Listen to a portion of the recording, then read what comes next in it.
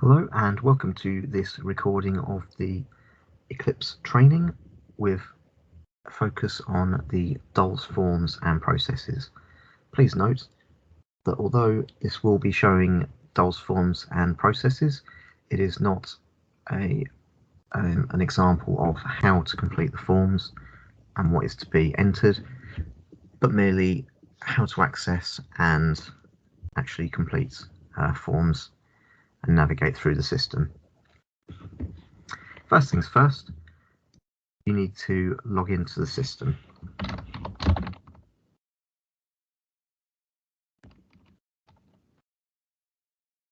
Note that the password is case sensitive.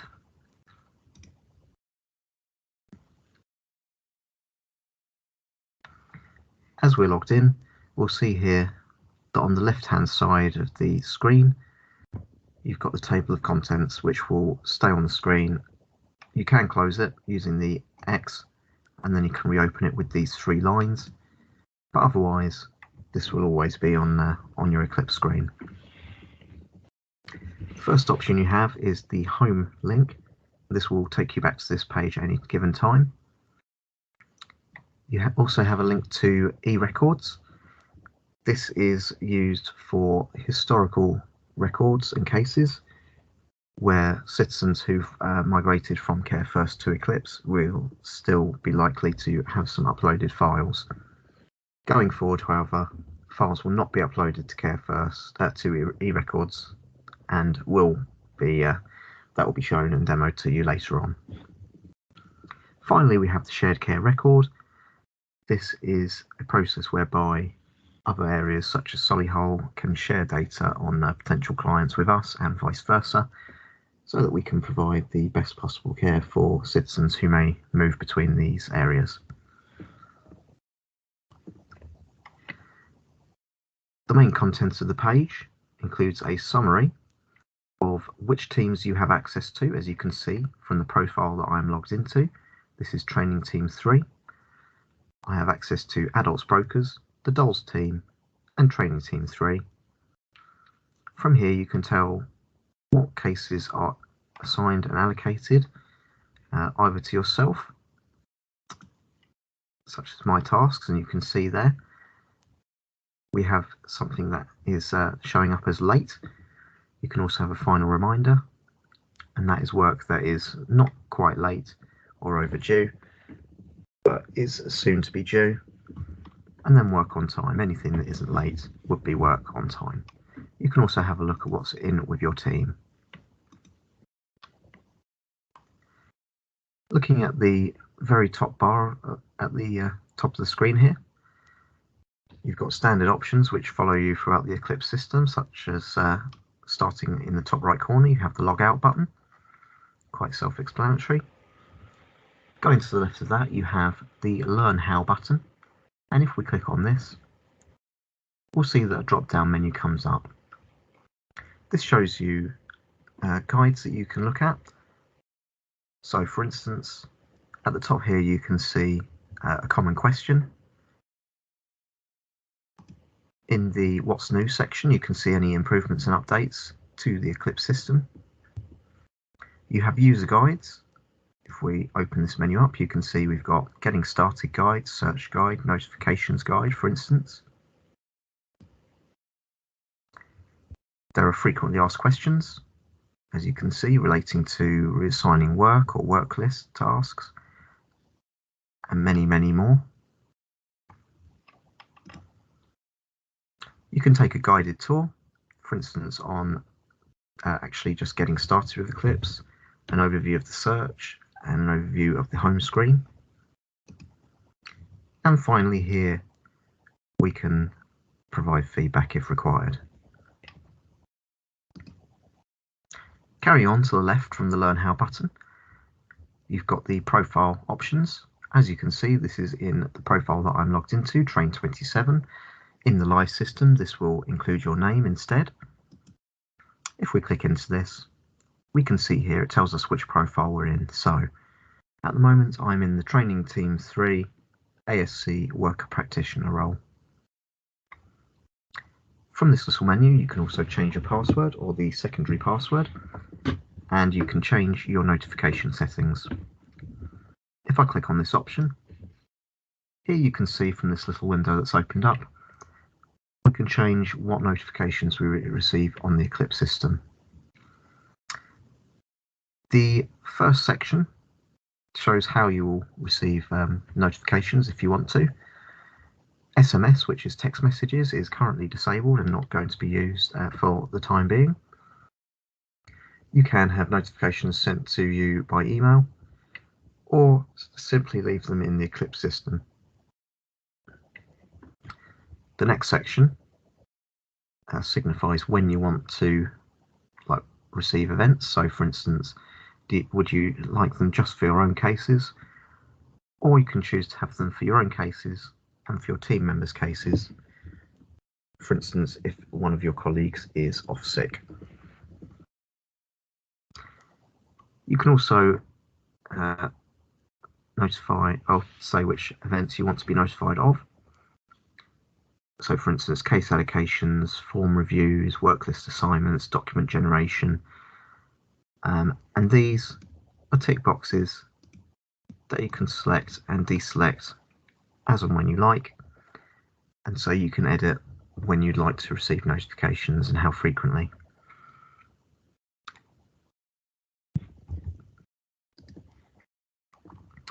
Carrying on to the left, the next section is where you can select which profile.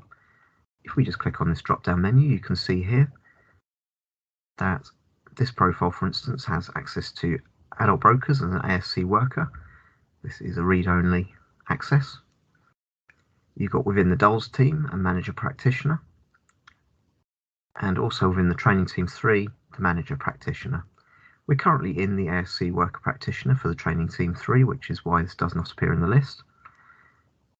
If we click here on, for instance, the DoLS team, you'll see the page is refreshed and it's now showing something new. You can look at your colleagues' tasks, and there we can see quite a few pieces of late work. Please note that when you change your profile like this, you will be taken out of any citizen that you're currently looking at. The next button we have is the recently accessed records. If we click on this, you'll see a little window has opened up showing us citizens that we have recently viewed. In this case, I only have anything from today. However, if there was anything from yesterday, this would be shown with the appropriate date. And from here, you can quickly access any citizens or persons that you have accessed recently.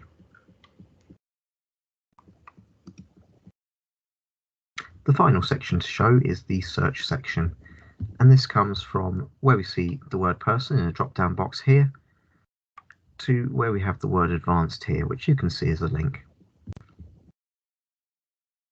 In Eclipse, the Care First IDs are still stored. However, we now have new IDs for this new system. For a person, this starts with PER. For a team or other organisation, this starts ORG. If we click on this drop down, we see that we can search not just for a person, but for a group or an organisation. Groups may not be something that you come across too often, as these generally relate to family groups, which are commonly used in the children's department. In Eclipse, you don't need to know a person's ID, and it's a lot easier to search by name, as you don't need to use wildcards and fill in a form. What you can do is, if we start typing in a name, as soon as you've got 4 digits typed in, at least 4 letters, you can see that this is brought up results for John as a first name or a surname. This is limited until we click on show all, and now you can see we've got access to more results. These are currently limited to 10 on a page. However, if you click at the bottom here with the rows per page, you can view up to 100 at a time.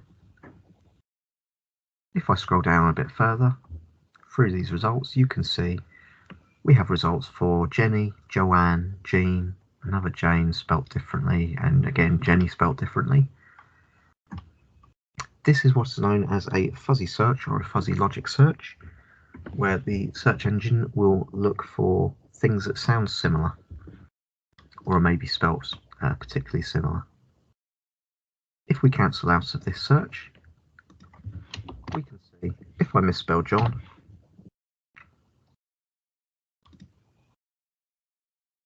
then we still have results for John, as the fuzzy logic search has picked up that this may be what we meant.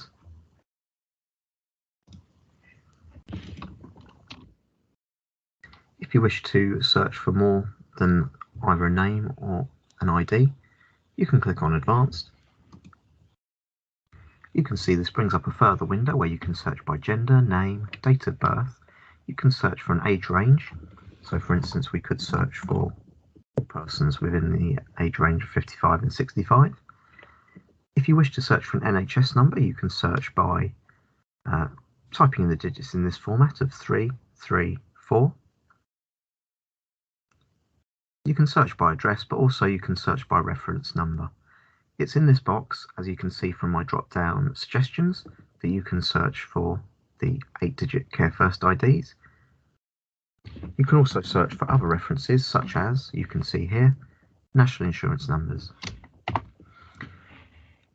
Once I've added a new person and have edited their details, I will show you how to add these additional reference numbers and to find them.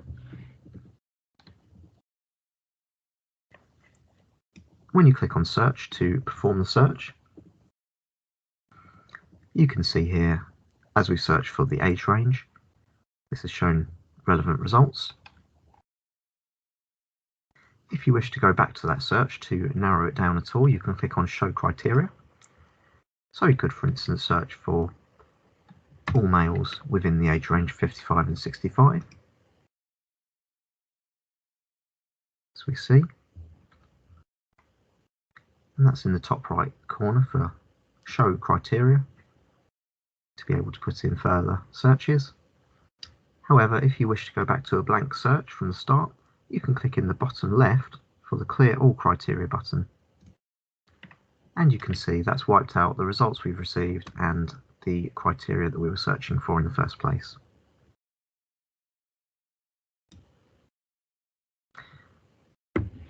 I'm now going to show you how to add a person. There are two places in Eclipse where you can add people. The first one is going in from the home page. If you click on allocation, as you can see, this has brought up a page which shows what's allocated to me, my team, my colleagues, and there's an alternative way to find the recently accessed clients, as you can see. What we want to select in this case, in the top right, underneath where we found the allocation button, we have the add person button. If I click on this, you can see that a new window has popped up. If I try to select next without filling in the mandatory information being marked by asterisks, you can see we've encountered an error here. This doesn't just tell us that an error has occurred, but it also spells out for us what the error is. So we're missing the forename, surname, gender, ethnicity, and date of birth. We can close this error down, and we can fill in the details. The first piece of mandatory information is actually the client type, or the person type. You can see it defaults to clients. However, there are also options for adoption foster carer, which are generally used by the children's services and will therefore not be likely to be used by yourselves. You can add a professional relationship. This is where you would add your GPs and health visitors and other professionals. And the other type of person we can add is a carer, family member, household member, or other. This section will be quite commonly used as well, because anyone who is going to be linked as a relation will need to have their own profile rather than being added by free-form text. I will, however, demo this later on as well. As you can see, if we click into the carer, family member, household member or other section, we now don't need the date of birth, the gender or ethnicity. This is because people who fall into this category are probably not going to be clients of ours, and therefore under data protection rules we don't need to be taking the same amount of information. For now, I'm going to add a client, and you can specify with unborn person. Title is not a mandatory field, but if I direct your attention to the gender, you can see we have 4 options of male, female, indeterminate and unknown. If I click on doctor, you can see that these options are not changed. Similarly, if I click onto MX, which is commonly used for persons who identify as non-binary or other genders, you can see that again this has not been changed. However, if I select Miss, you can see female is now selected. If I select Mr, you can see that this changes to male. As stated, if I click on Doctor or MX, this selection does not change as it does not assume which gender a person would like to be identified by. In this case, I am going to select indeterminate. For the full name and surname, we can just add any name here. I'm going to just select from previously used data. For the date of birth, this is not a single entry field, although you can use a calendar to select the actual person's date of birth. If you don't know what their date of birth is, but you do know their age, you can use this age box, type in an age, and the person's year of birth will be suggested. If you do type in a year, then the age will be estimated for you.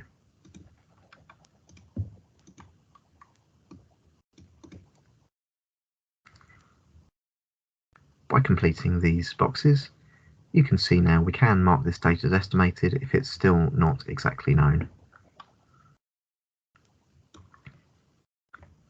Ethnicity is the last mandatory piece of information that we need here, and this may not be known at the stage of adding the person. In this case, we do have options for not known or refused if applicable. There are also other options such as other African, other white origin, or as you can see from the top here, any other Asian background, and so on. This can be changed at a later time if it's not known. Finally, on this little window, you can add an NHS number for a person if you know it, which you may not, but of course this is not mandatory. You can also add a CHI number. However, I believe this stands for Community Health Indicator or Index, and is a Scottish equivalent to an NHS number, so maybe something that you don't encounter too often. Once all the mandatory information has been keyed, you can click on Next,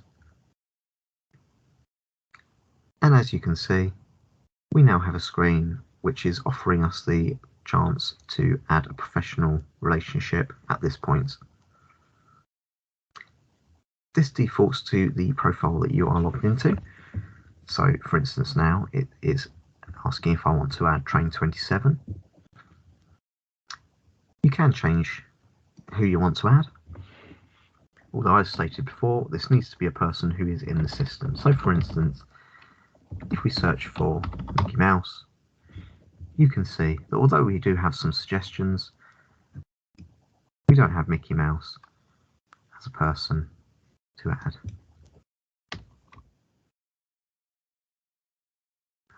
You can specify what the relationship is, so at this stage you could be adding a GP or financial representative.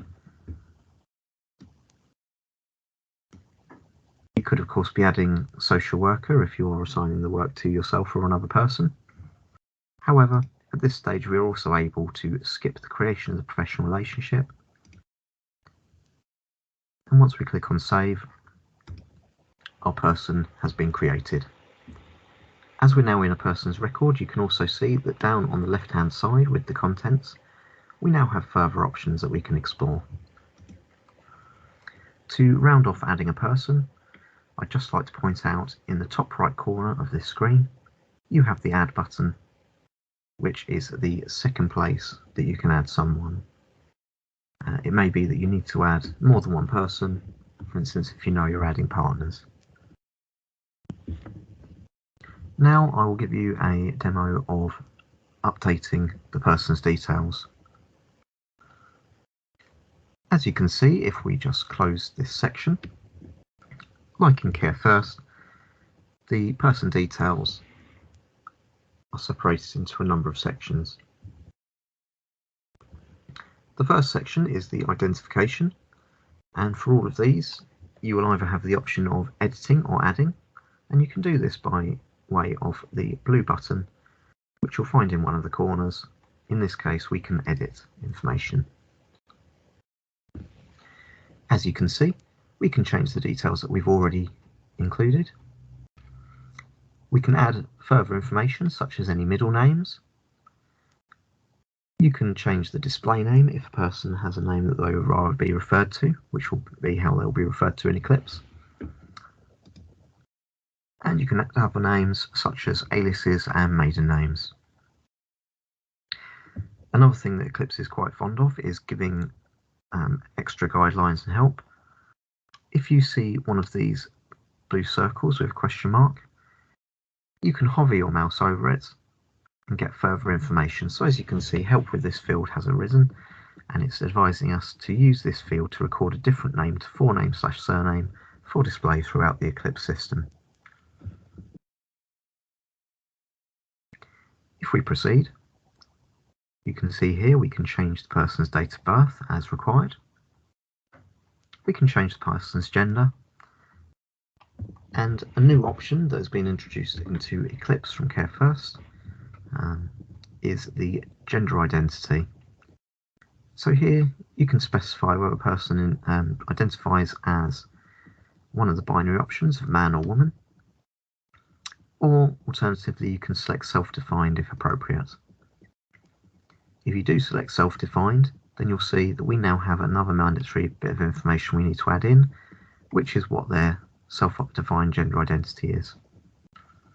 In this case, I'm going to select non-binary.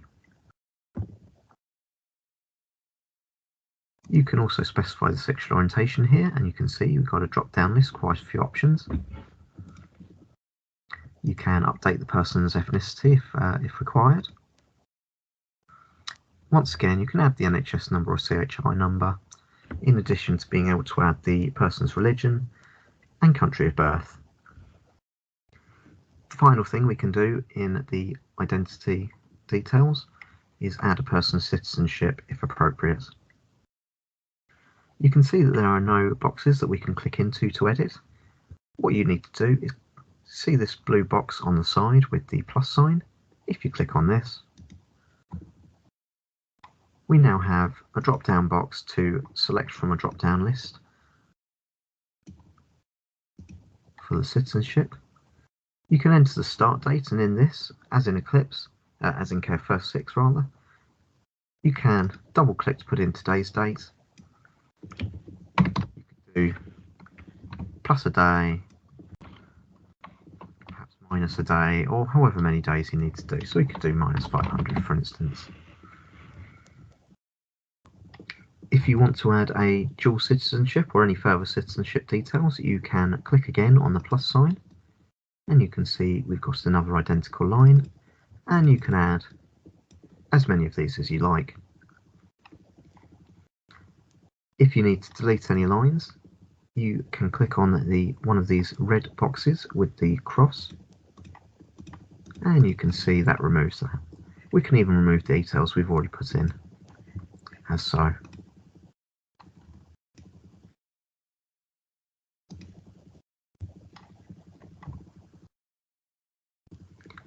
The next section is addresses. As you can see, in this corner we have the blue Add button. The first option that comes up when we attempt to add a person's address is for location not known. So if we don't know the person's address, we need to select a reason for why this is.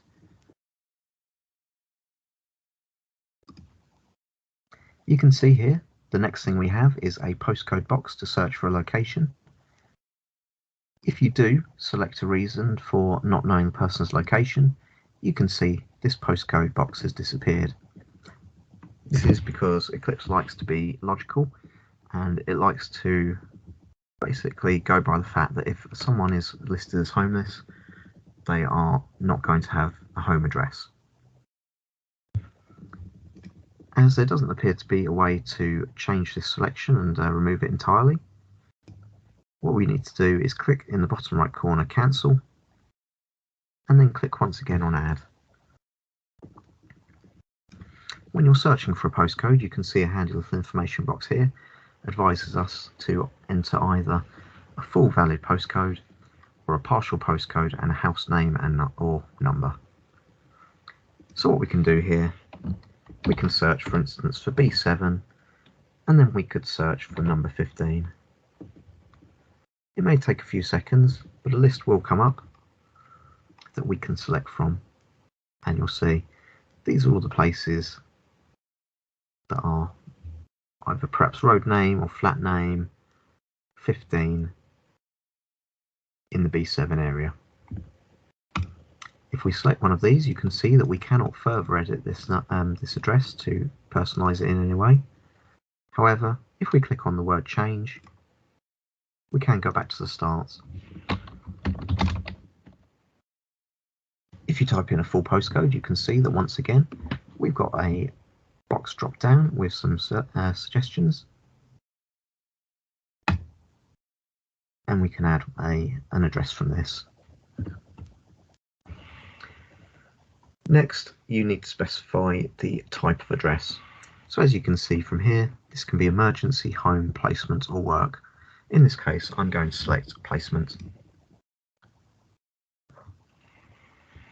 You also need to specify the usage. As you can see, the main options here are permanent or temporary. However, you can also select other, which as you can see is for care first entries where we don't know whether they're permanent or temporary. The next two boxes we have are for the room and floor. As this will in most cases not be used, then these are not mandatory. And finally, you need to specify a start date for the address.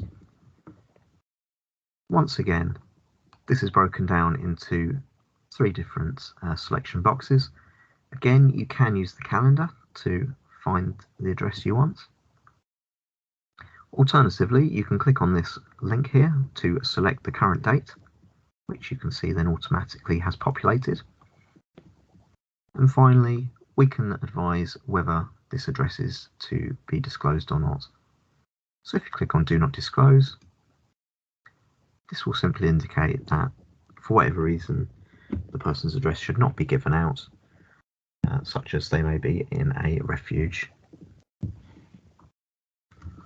Click Save to add the address, and as you can see, this has been added to this little table here, including a little logo like a Do Not Enter sign. It says Do Not Disclose when you hover over it.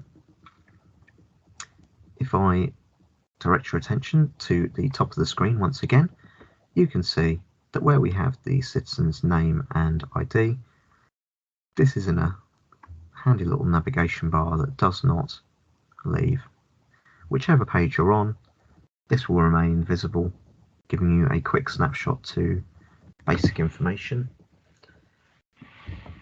We can expand this. As you can see, the address is cut off, so if you expand this section, you can now get a bit more information shown. And what we can see as well is we've got these icons. So if you hover your mouse over, you can see again we've got the Do Not Disclose icon. We also have something telling us it's a placement and something telling us it's temporary. This would be useful, especially for someone taking on a case, just to see at a glance what sort of information we hold, and especially if it's temporary, whether it's likely to be potentially out of date.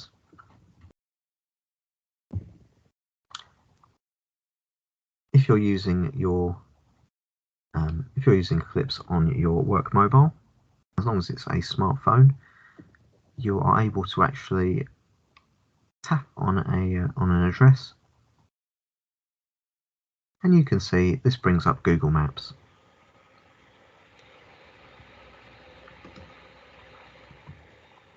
The next section of the details is the contact details. As you can see in this section, this relates to phone numbers, mobile numbers, email addresses. You can also record details of a website, social media, and a fax number if applicable. If we click on the Add button just down here, we can see now that the first option is what the type of contact is. So for instance here, when I open up this drop-down list, we've got telephone, email, social media, or website. One extra advantage of this is that in Care First 6 it was possible and quite easy to accidentally record down a phone number as an email address. Here, these are separated out more, so this is an error that should not occur. Now if I try and put letters into where we store the number, if I click save, you'll see here we've got a problem, this being that we can only use numbers and spaces in these telephone numbers. It was the case in Care First that this should be followed. However, Care First allowed letters to be added, and this caused a problem when trying to migrate details to Eclipse.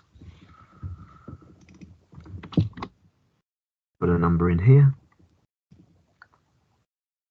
We want to select the type, so fax, landline, mobile, pager, or text phone. We're going to say mobile. And again, you can specify whether this is home, emergency, or work number, and select the usage of permanent or temporary. The final option we have on this window is as to whether this is verified or not. This is simply a text box, a tick box rather. If you click on this, you can see a little date field has arrived. You can double click on this to put in today's date, or again you can put in minus a date. So if we say, for instance, that this number was added or last verified last year on the 22nd of December, if you were to carry out a home visit on the citizen and they confirm that their telephone number was the same, you could then just double click and you can see that's updated today. So if you need to carry out any further work, you can tell that as of this date the number was correct, and then update further if required. Once again, viewing the top of the screen, you can see here the number's been added to this information bar, and again there's the T icon to show it's a temporary number. If I take you back up to the top of the screen here, one of the main reasons that letters would be input into Care First 6 in the person's main telephone number especially, is because there may be instructions that might need to be known.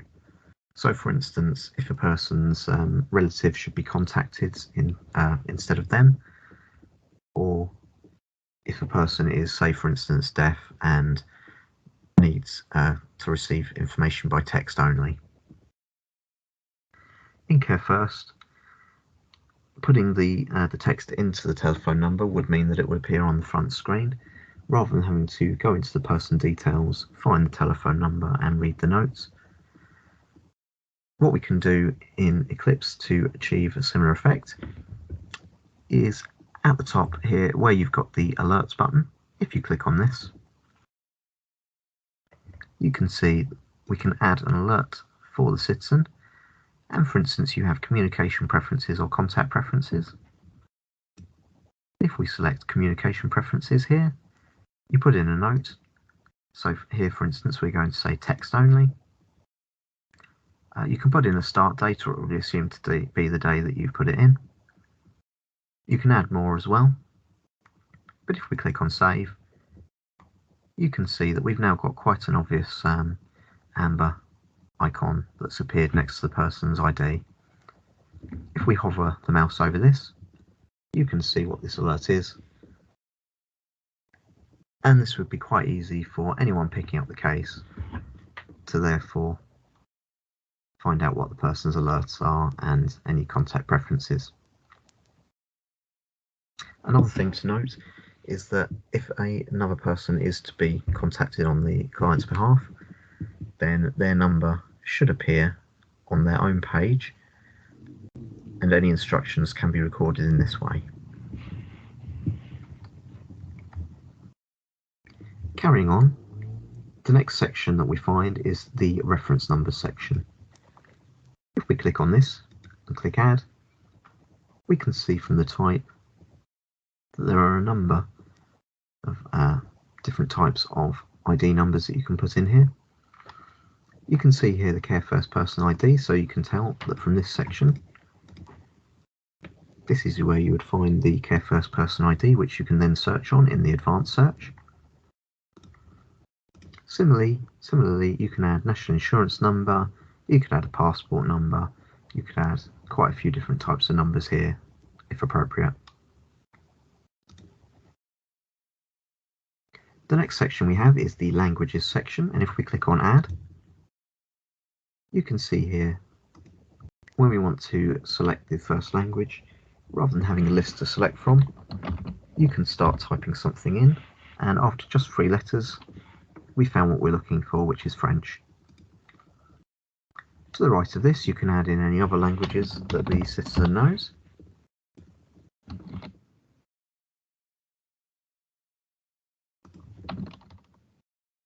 And just as easily, you can then remove any languages that you don't need.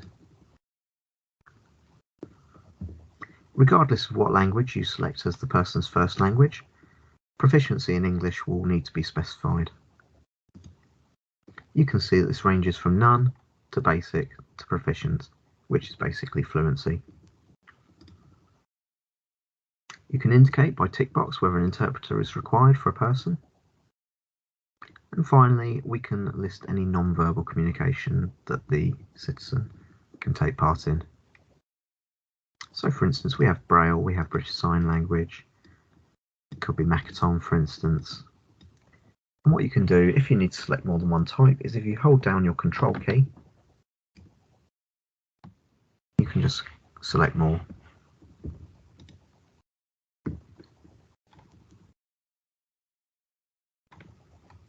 The next section is the education, and you can see that there is not an add or edit button in this section. This is usually used and updated by Children's Services. However, you may see a person with an education listed if they have gone from being a child in care to an adult in care. The final option here is physical items. I don't want to labour too heavy a point on this one. This isn't something that you'll probably need to worry too much about. However, I will explain what it is. So if we click on add and we go to the type of item, you can see here this relates to paper files. It could be safeguarding, adult care management, it could just be any type of paper document that we hold and hold a physical copy of. You can specify which office it's held at, so you can see actually we've got hospitals in here. We've got Lancaster Circus, Lifford House, you've got Woodcock Street as well. You can we need to enter a description, so we could, for instance, in this case say a copy of the citizen's birth certificate is held. Whatever date was received, any reference numbers that we might have, and any further notes, which could, for instance, be document to be destroyed on whatever date.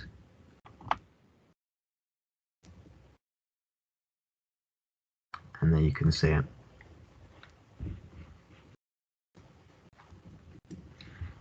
I will now show you how to add relationships. In the left-hand side in the table of contents, click on relationships. And you can see there are currently no relationships to display, but you can see here that you can look at either people or organisations. What we want to do is in the top right, these options here, you've got add, and you can see you can add different types of relationships. So you can add familial, social, professional, organisational, or team. We're going to stick with familial. And as I showed you before, you cannot add someone unless they're already in the system.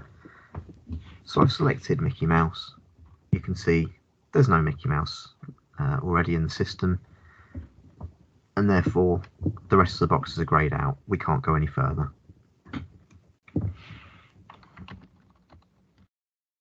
And we know it is in the system. First of all, you need to explain what the relationship is. And you can see this is defaulted to male options because we've added Jack White, whose gender is listed as male. So we could specify him as brother, father, grandson, nephew, uncle, and so on. In this case, I'm going to say that he is the citizen's brother.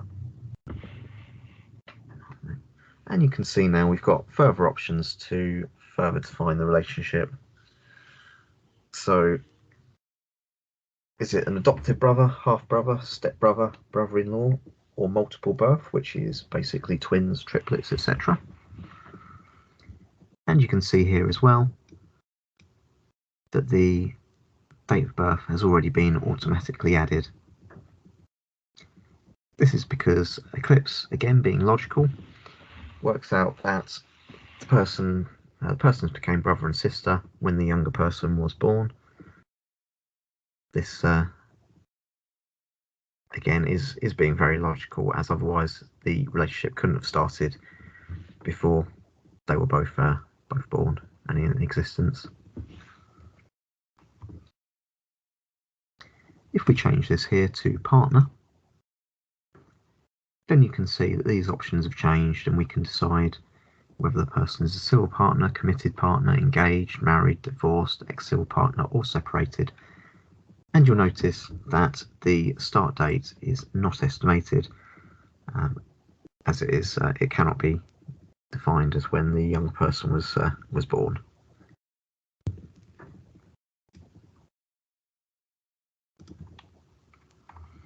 If we carry on, we can see that we can select what further features exist in this relationship. So in Care First 6, you would need to go into the network screen, and you would actually need to add a person and then select next to kin. Then you add them again and select carer, and so on until you've got all relationships covered. And you would also then potentially have the same person with several entries in one person's network, just under different roles. What we do in Eclipse, however, if we click save, if we click save, you can see that now we've just got the one person listed. However, here in the relationship section of the table, you can see we've got icons which signify what features of the relationship exists. So again, if you hover your mouse over, you can see there NOK, next of kin, and C for carer. Basic details of the other person are recorded here, and if we click on select, under the actions part of the table, you see we can add a relationship, edit relationship, or end it. If we decide to edit the relationship, you'll see that we could, for instance, change Jack to being financial representative and emergency contact. And if we save that, this is automatically updated. Similarly, you could remove something.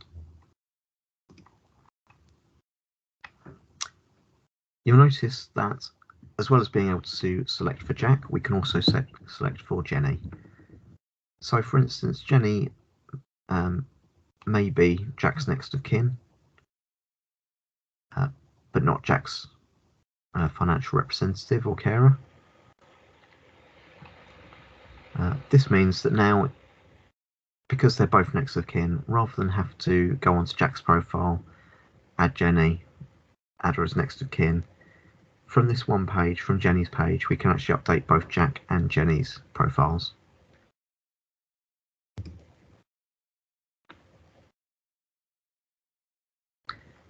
I'm now going to add a professional relationship, so if I click again on Add, select Professional and Proceed. Once again, we need to make sure that this is someone who is within the system. So I'm going to add the Train27 profile that I'm currently using. What is a relationship? Now here we have all sorts of professional relationships as specified earlier. We've got GPs, health visitors. In this case, we're going to say social care practitioner. You can see that these boxes for further defining this relationship are showing, but they're greyed out, so you can't click on them. Once again, put in the start date, and you'll see that the professional relations suggested team has been filled in. And finally, once again, we want to define any other features for this relationship. So we could say that Train27 is primary worker, key worker, lead professional, and so on. In this case, and in most cases, you want to select allocated worker, as this is how you allocate a worker. And when you click Save, you can see Train27 has been added, again with an icon here, AW showing allocated worker. And there you go. Something else worth noting at this point is once we added Jack White, you can see that next to the alert we added earlier for Jenny's communication preferences, we now have a red warning sign, and this shows that a warning exists for one or more relations. So if you've picked up this case and you've spotted this, you'll need to go into the relationship screen, find whoever has a warning, and then you can view that from here. So you can see here Jack White has dangerous pets, and so this can then just act as a warning that if you are visiting, maybe conducting a home visit on Jenny, Jack might be around with his dangerous pets. You can see that we're building up a bit of a list here. What we can do at the top of the screen again is we can select Graph. And what this has now done is provided us a nice little flowchart showing our citizen Jenny there and who she holds a relationship with. So you've got Jack White as civil partner and Train27 as social care practitioner. If we look at Jack, we can see here in the top right corner of his icon here, we can click on this blue button and select Switch Focus To, which is like a function we had in Care First. Now we're looking at Jack White's relationships, and if we just scroll along, you can see this starts with Jack Jones, and this shows as level -1. You got level 0, which is everyone on the same level as Jack, so there's Jack. These two are his sister and cousin. If you just hover over this line, you can see that. And then here we can see on the other side he has more cousins, a civil partner who we just added, Jenny, a friend who is also his father, and then you've got a social care practitioner listed.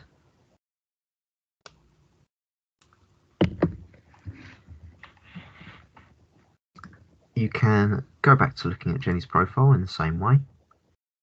And if you want to go back to looking at the list, you can click on this. And here you go.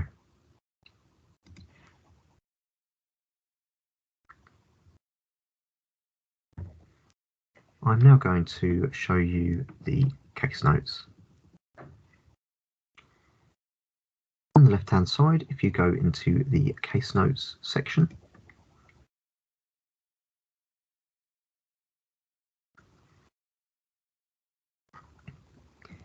you can see currently we don't have any case notes, but we can fix this by going into the top right corner where you can add. And the first bit of mandatory information we need is the date. Once again, you can use the calendar, or you can manually enter the details into the different boxes. You can click on the link here to select the current date, or you can click on the link just to the right of it, select current date and time. Now the time is not actually mandatory, but it can help for archiving purposes to list this. Next you need to select the type for the entry, and you can see here from the list we have quite a few different types, and a lot of these will disappear by the time of the live system because these are for the children's departments. Scroll down further though and you can see we can add things such as case recording, case summary, there's a place for DoLS, adults recordings there. You could upload identity documents or legal documents and much more. If I select identity documents here, for entry subtype, this isn't mandatory and not every entry type has subtypes. But if we click into this, you can see that then we could add something like driving license, and in the entry box we could say citizen has provided a copy of driving license that this was uploaded. Scrolling down further, you can see here we have source organisation and source. These are currently not entirely filled in. In the live system they should be. You can see at the moment there aren't many options, but this is mandatory, not mandatory, sorry, so you can ignore this for now. At the bottom of the window we've got a button marked upload. If we click on this, you can see now we have the option to choose a file from your computer. I've got a little test document here. And then we just basically want to give this a title. There will be a naming convention most likely, however this has not been shared out.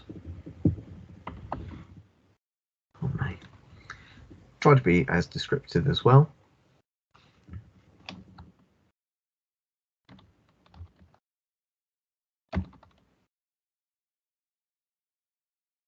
What you can see here is that where I've made a typo, this has been shown with a red squiggly line.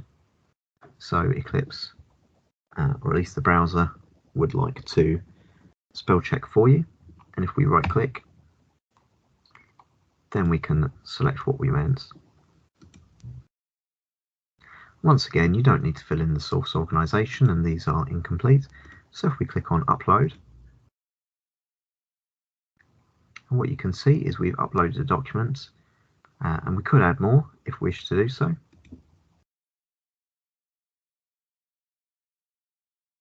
However, for now we are done with this. Now you can click on save, and what this will do is just save the progress you've made so far, and you can edit this later, but however others would also be able to edit this data. So case notes, which replace observations, should be completed as soon as they are ready and as soon as possible. Eclipse gives us lots of notices and warnings. You'll see here it's just warning us that if we complete this case notes entry, we won't be able to edit it any further. If we click on yes,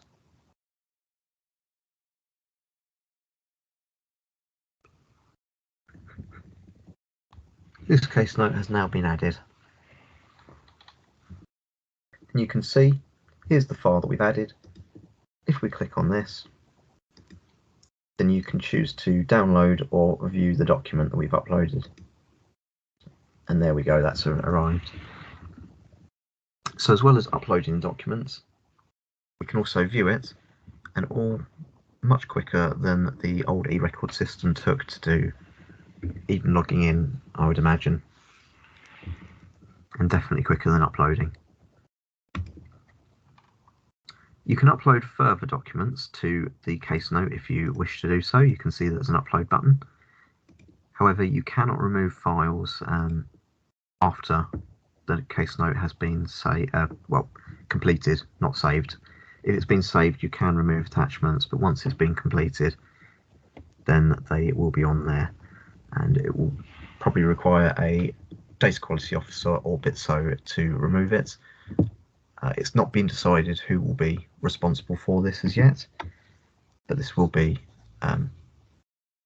told to you in time.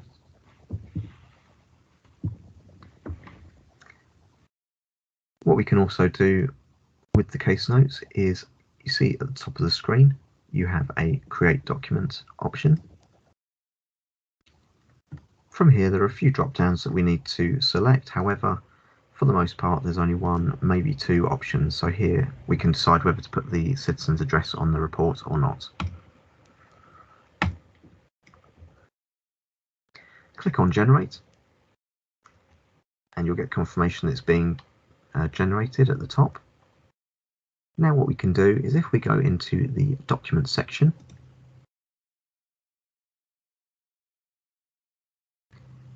we can see that now we've got the output document ready to view. So if we download this document, you can see that we now have a nice printed document, which you can print at the top here, or you can save. And this makes a list of all the entries that we have for this citizen. This could be useful if a citizen makes freedom of information request, or say if a court orders to see it.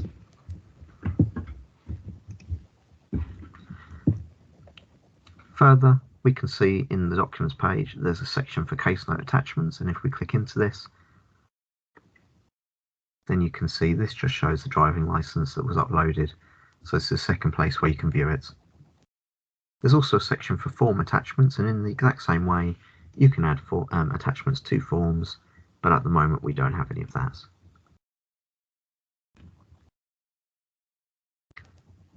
I am now going to show you work lists. And the first question is, what is a work list? So if we click on the work list section here, basically a work list is like a to-do list, and it covers a process. So for instance, you could have an authorization request. That would be a work list, and the work list would then spell out what you need to do. Usually this will be as simple as step 1, add the form, step 2, complete the form. Some forms or some work lists and processes do have further steps, such as submitting the form for authorization and then getting it authorized. Perhaps external professionals may be required to do something as well. The place you add a work list from is in this work list section. In the top right corner, you have a button to add. Once you've clicked on that, you see that the add button has disappeared, but we now have a filter button. I'll show you that in a second. First of all, you can see from here, we've got a number of forms or processes and work lists listed. What you actually can see here will vary depending on what profile you're in and what access that profile has.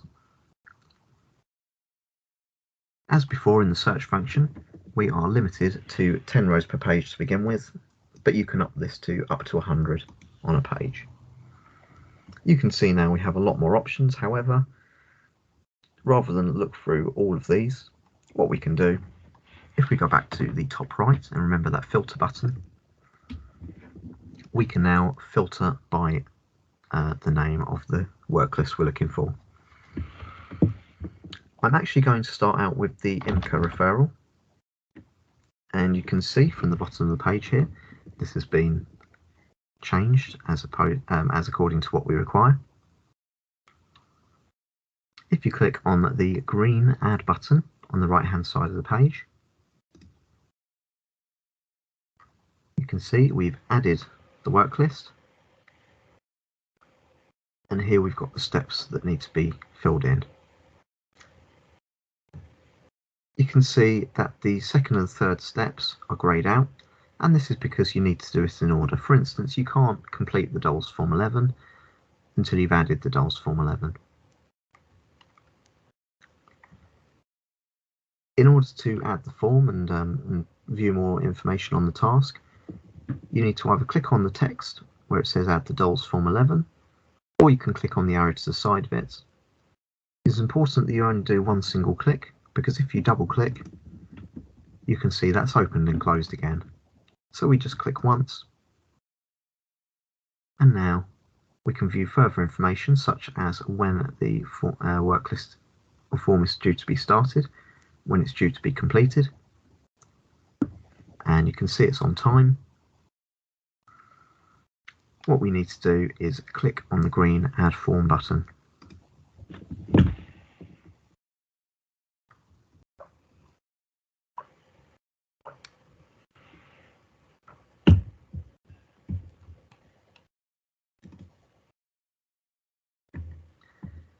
Now you can see that this is opened up in a new window, this form. You can see that we're actually on the forms page now because the Eclipse page is right behind our form.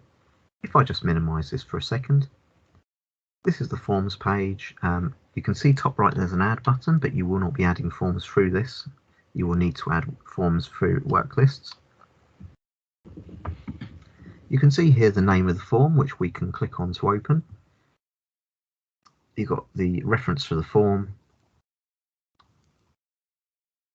Here you can see we haven't actually uploaded any files, but if we had, you could view that. You can see the state of the form, so if we hover over, we can see it's draft, the blank page, meaning that work still needs to be done on it. And in the actions column, once again, we've got a blue select box, which if we click on this, you can see our further options. So we can view the form, we can complete the form, we can upload a file, and we can create a document from this form. As you can see, in this case, we can't actually create a document from this particular form. Uploading a file is as simple as was shown before on case notes. You choose the file, you give it a title,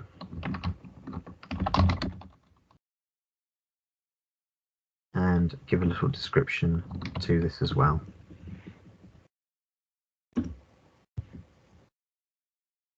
Click on upload. You can see the file has been added there, and you can view it from here. Alternatively, because this is still a draft document that we have not completed, we can also remove the attachment. Pardon me, and you can see that's been removed.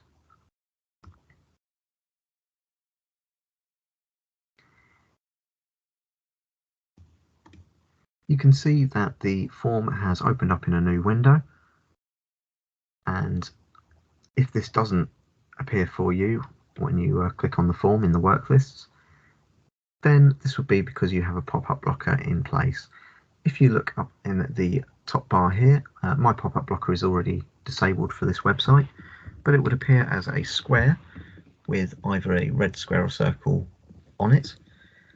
If you click on this, you get the option to enable all pop-ups from this page. The special advantage of having the form appear in its own separate window is that now we can go back to Eclipse. Say we wanted to look at the person's details, or perhaps look at their relationships, maybe case notes, or anything else.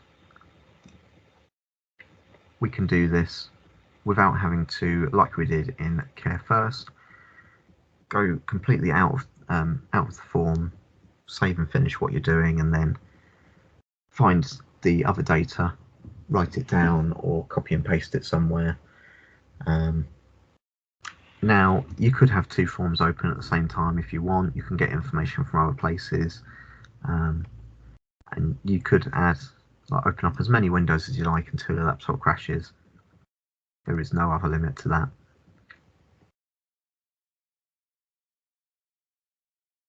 So this is what a form looks like in Eclipse. You can see here on the left hand side, like with the Eclipse page, we've got a table of contents column. Sometimes there are so many options that this would have its own scroll bar. In this case, it's all displayed quite neatly. The forms, they appear on the one page without having to go from one page to another or refresh at all. So this means that the crashing between sections shouldn't be as much of an option as it could have been in Care First. The forms are separated out into sections, so you see we're in the core information section here. If we scroll down, we can't go onto the contact details of the assessor here. We would need to then click on the table of contents to find that.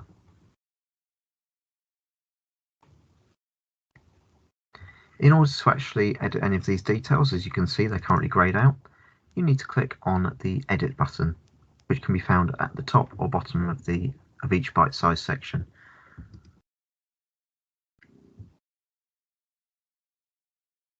So in here, you can see we can make some details, some changes here if we want, add some details. These text boxes, whenever you get the extra options appear, are what's known as rich text format, and using these you can actually there's no limit to how much text you can put in, like there was in Care First. So if I just start mashing my keyboard now, you can see the window is just getting bigger and bigger as I'm adding more and more data into it. You can now format your text, so we could make this bold, we could make it italic or underlined. You can put in numbering or perhaps bullet points, and you can use this to your advantage to make your data a little bit more stand out a little bit more. Once you're finished with a section, you can either click Save, and this will take you back out of the form and not editing any sections, or you can click Save and Next, and this will save what you've done in this section and take you into the next section as is implied. If we try and edit the previous section, you'll find here we've got a little warning here saying you're already editing the section supervisory body. Please cancel or save before attempting to edit another section. If you're not sure, because there are quite a few subsections here, we can see on the left hand side in the table of contents where we're in supervisory body, there's a square with a little pencil in it, and that symbol just shows that this is a section that we are currently editing. The idea here is that although in Care First you could save a form as you went along, you would need to physically do this from the top of the screen, and it would refresh your page, taking you back to the top of the screen, potentially losing your place. Without being able to edit more than one section at a time, you can't have, say, all sections open and then lose everything if your laptop crashes. The idea is that you save every time you complete a subsection, and you therefore should have your data kept quite secure.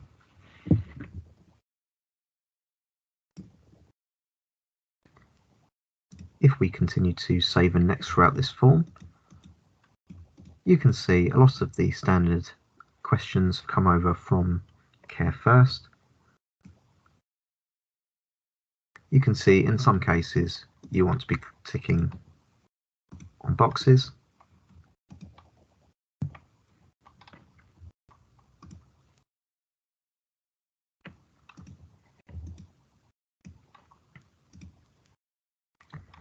And finally, we're in the last section here, which you can see from the table of contents has an orange triangle in the corner of it with a 1. You can see when we hover over that, it means that one mandatory field needs to be completed. And you can also see this in the actual section itself in the top right corner. This points out which sections you need to complete and how many text boxes need to be completed in it. In this case, it's just the one, and it's just for the date. So you can double click, for instance, and if you try and save and next, because there are no further options, it will be as if you ticked save, and we've just gone straight back into not editing the system, not editing the form anymore.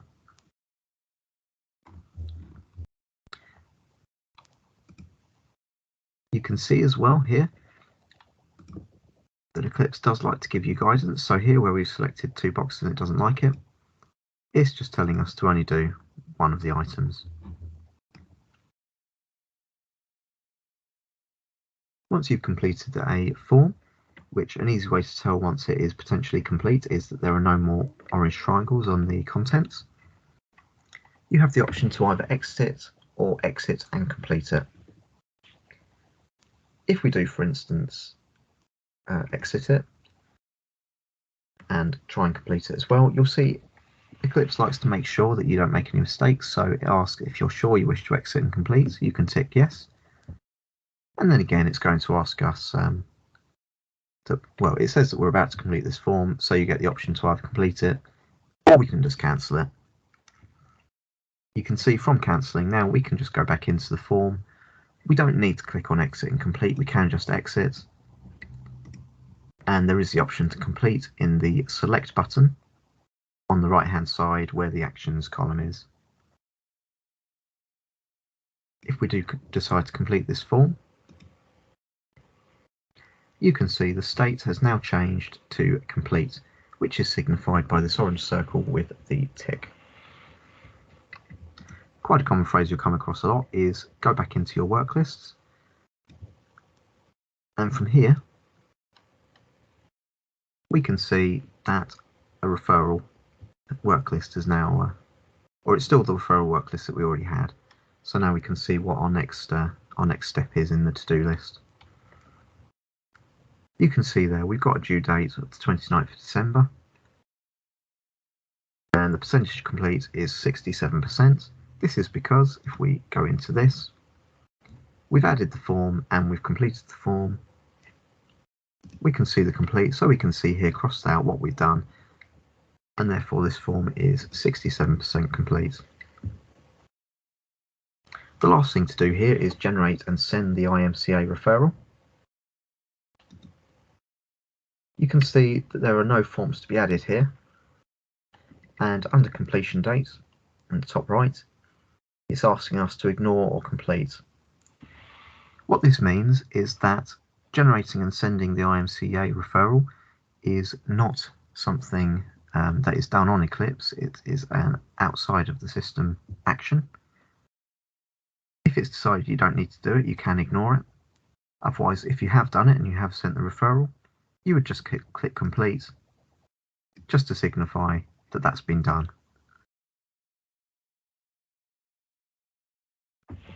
I am now going to look into a person that I created earlier today, and just to show off again the recently accessed records button at the top here.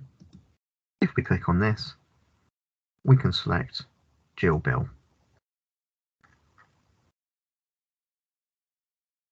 Straight away from adding the person, you can see that actually rather than the person details, we've got the person summary. You can click on person to get back to their details if you wish, or you can click on their name to see this summary again. And you can see from here we can get a person summary, any key relationships, we've got any events that have happened recently, any classifications, and a chronology.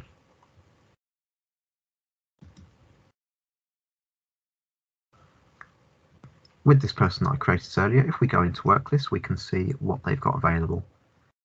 And we can see here there's a DoLS assessment and a DoLS referral. Previously, I have made the authorization request, and I'd also made the triage step, as I understand that this is not something that most workers will do. What I want to show you with the DoLS referral is how to reassign a work list. If we click on Select on the right hand side under the Actions box, Actions column, we can see what actions we can do with this work list. We can view it as we have done before with other work lists on the IMCA side.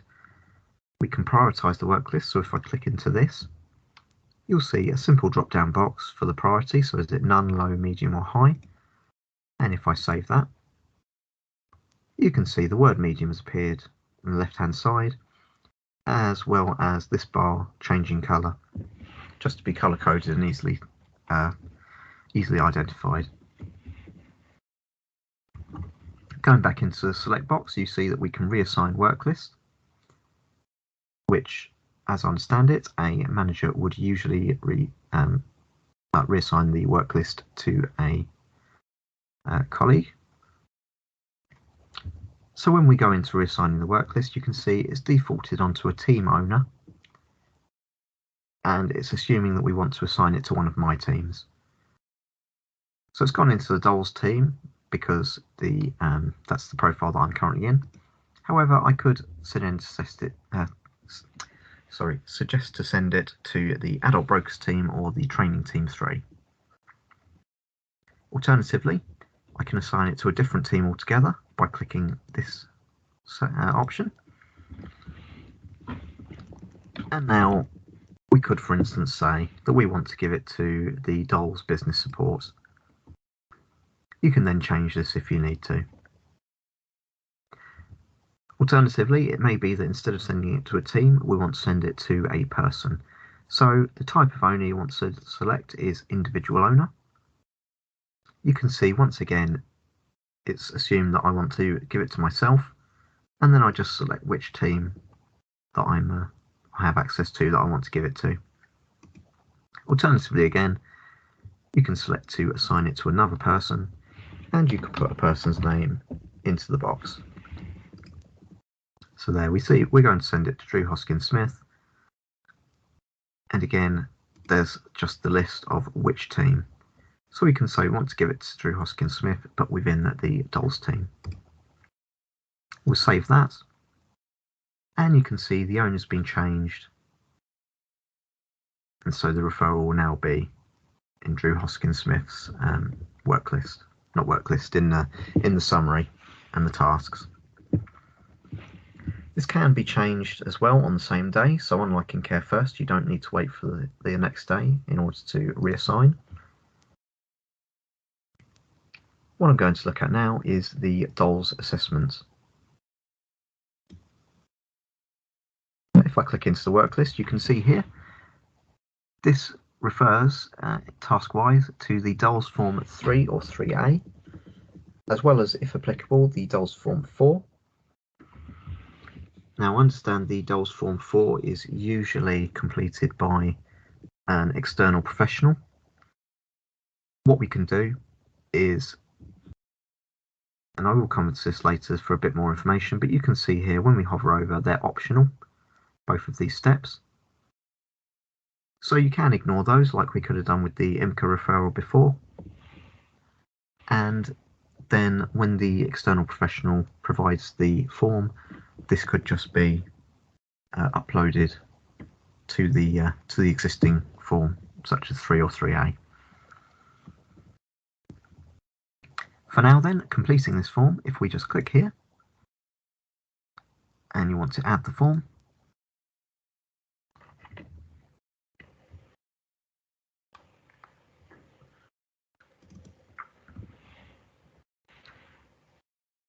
so straight away you can see we've got some information on the completion of mandatory fields. And Eclipse is just giving us a bit of guidance of how this needs to be completed. And as you can see, it is making that same suggestion of uploading documents received as an attachment to this form. However, we also have mandatory information to complete. So here, if if I click into type of authorization and edit that, some of this information is already here, and this is because I completed these earlier in a previous form, and the authorization request, etc., as well as the triage, these bits of information will pull through, so you'll already have them. In this case, I just need to select the type of authorization, so whether this form is being completed in relation to a request for a standard authorization, or if it's being completed in relation to a review of an existing standard authorization under Part 8 of Schedule A1 to the Mental Capacity Act 2005.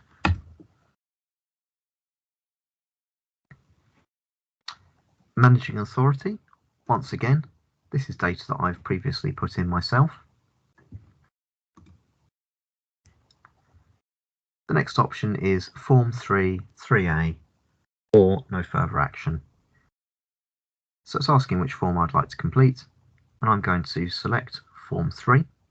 Alternatively, I could select Form 3A or the no further action. As you can see, it says assessment no longer required, and if you see the table of contents on the side here, when I save this section, you can see now more sections have been generated. This is because Eclipse uses what are known as dynamic forms, and rather than give you all the possible sections and then leave you to figure out which sections to complete or not, the basic information will be there at the start, and then depending on what selections you choose, it will then give you your further actions and steps.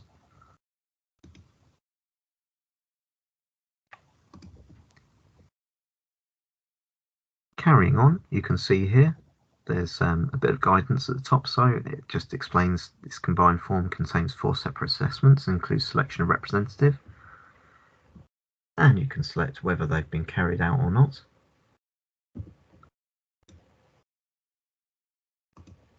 Here you type in the name of the assessor, and unlike with some of the previous sections we've seen, you see there's no drop-down box. This is a free form, so you don't need someone to already be in the system for this.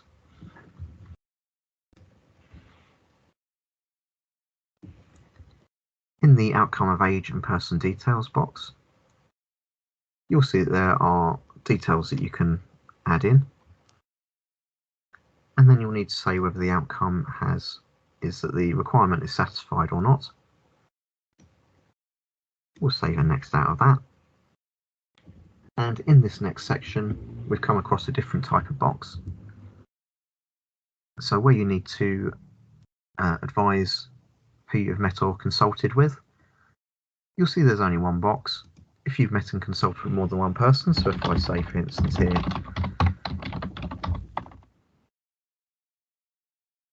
with Mickey Mouse, address Disneyland, connection to person being assessed. No, we're going to say the cousin. You can click on this plus sign, and then you're able to add in more data as required.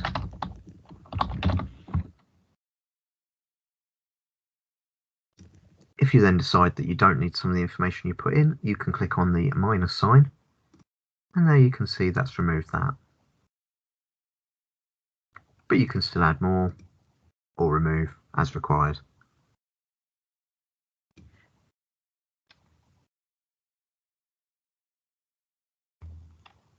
Now, I'm not going to go through all of the boxes that we come across.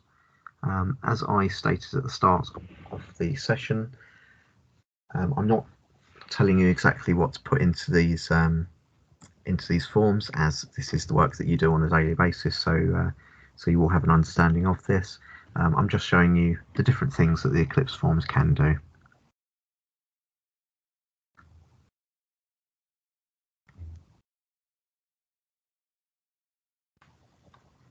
So again, going for the mandatory information, you will just want to select the person's capacity to make a decision. Again, we've got mental capacity requirements, and we can say a requirement is satisfied.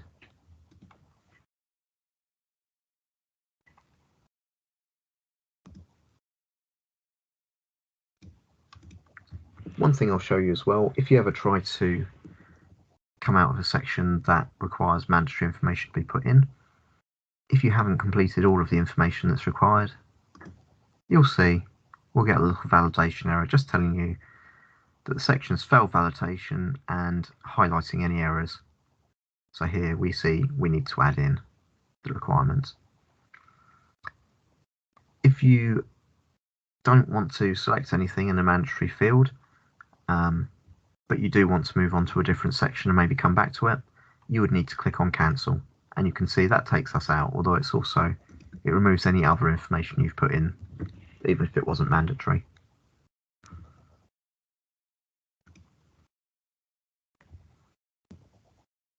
Once again, moving on to the next mandatory section, you can see that there is some guidance once again.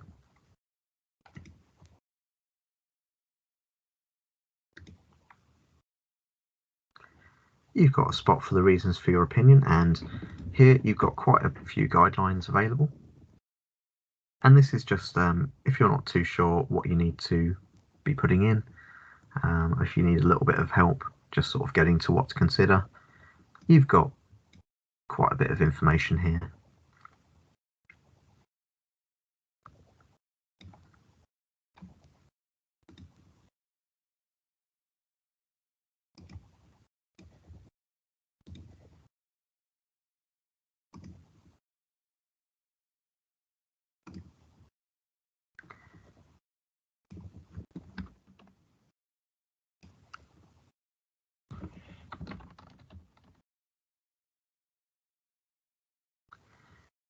And once again, with these date fields, you can double click, or you could say, for instance, that this standard authorization should come into force in 3 days' time. And you can see then it works that out automatically for you.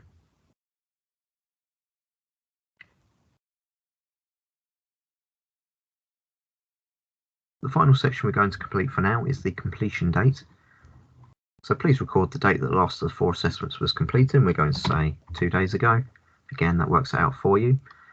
Time is not mandatory in this case, but if you are going to put in a time, you can't double click. You would need to manually fill this in, but it has to be, you have to use a colon between the hours and the minutes. You can't use, for instance, a full stop, a comma, a dash. You need to put in a colon.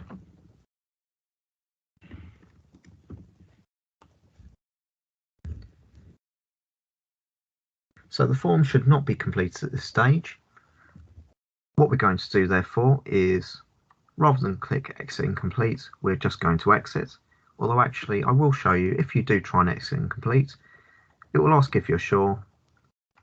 You can try and complete, but you can see there it's telling you that we're missing some things. And then you can click on these links, any of them, and it will take you right back into the form and show you where the section is that you're missing information from. If we just exit, it will ask if we're sure we want to exit, but it doesn't try to complete the form or do anything else. The idea now at this stage would be to go back to your work lists, and you can see with the DoLS assessments, we now have the next stage open to us, which is to add the DoLS form 4 to the person record. Now what you can do is you can add this form and complete it. However, as I said before, my understanding of your process is that this would usually be an external professional doing this. In this case, what I would suggest is clicking on the ignore button. We'll say yes to that. Complete the DoLS form 4. And again, it gives you the option to add it just in case you got it wrong before and you do need to do it yourself. But again, we can ignore that and click on yes. The final section here we have here is completing the DoLS form 3 or 3A. As we've already added this form, the option in the green button is to view the form.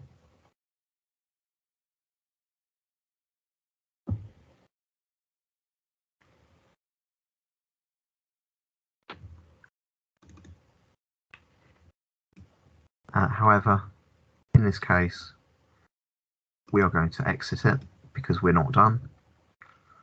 What I would suggest is, as this would usually be completed by an external person, once they have done their part and their work has been either received in a PDF form or uploaded, say scanned onto the system, you would then click on select, upload a file. We can say there, that's the form 4, completed by Dr. Jones. We'll upload that. And then go back into your work lists. There you can see that's showing us 75% because we've completed we've added the form 3 or 3A. We have ignored the steps of the form 4 as that is an external person to do. We've uploaded the form and now we want to click on select, click on reassign work list, and we want to assign to another team, and this other team presumably will be the DoLS authorizations. It may be that your process is a bit different going forward to this. However, at this stage you could reassign it to any other team that you need to anyway. When you save, you can see that's now changed.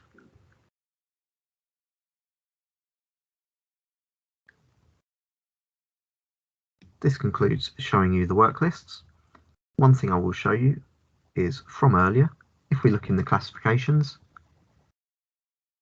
you can see here this person has a deprivation of liberty classification. Now, while it's possible to manually add using the add icon here, this one was actually added by the Eclipse system itself. This was added when the referral was completed, and it just, or at least when the deprivation of liberty authorization was requested, and this just saves some admin time, in meaning that rather than having to remember to do this after after the first step is done, this is automatically done for you. We can also view the chronology,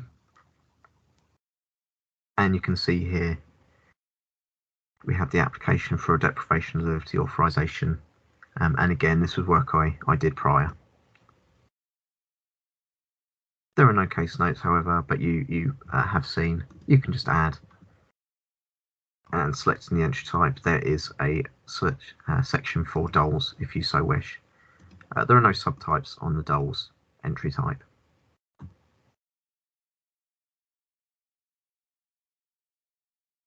This concludes the session.